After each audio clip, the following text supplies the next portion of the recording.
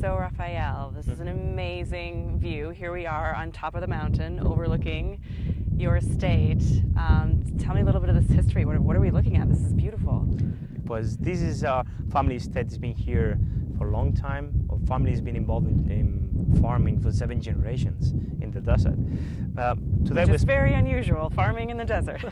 Actually, it is, but we are rough people. My grandfather used to farm here not olive trees, but almond trees. A few of olive trees, but not many.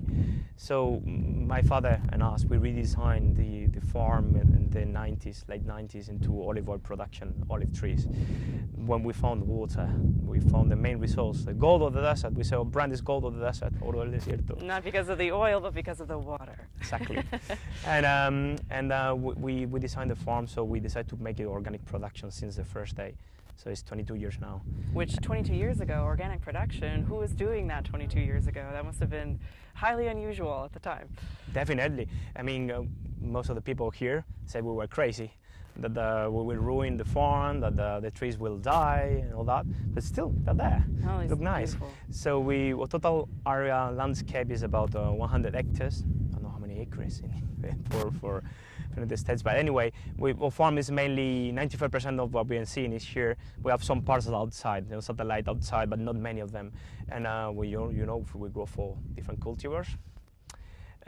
These are Arbequina, Picual, Hojiblanca, and Lechín, which is a local variety. And they place most of them here in the center of the valley. So we have an irrigation system, especially not based on top, but down the soil to avoid evaporation, because It's too much heat here. And most of our resources of water are coming from the wells, but also in our pool. We are taking from the mountains when it rains, the flows, and we are keeping it. Try to save the resources and make deficitary irrigation, because they don't produce massively. I mean, we don't have, if we compare to other regions, the production per hectare is not huge, but we're focused on the quality. That's, if you set too much quantity, no, then you lose the quality, of course. So this really, it just feels like we're kind of in a bowl, in a unique, we're surrounded by mountains, and you have sort of this bit of oasis. And how is that helpful as far as in terms of irrigation, as we were speaking about earlier?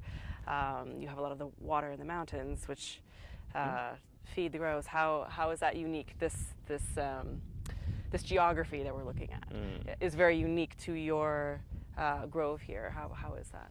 Well, actually, it's an advantage to be here, because we're next to the mountains. We're 600 meters over the level of the sea and surrounded by mountains. So it means our estate is isolated from any other farmers, which helps us to produce organic without any risk of contamination or whatever.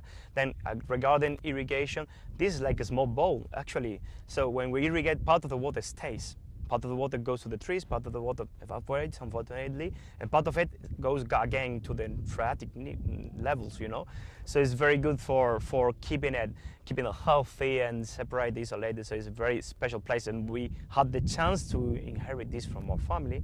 So that's already a good base to start.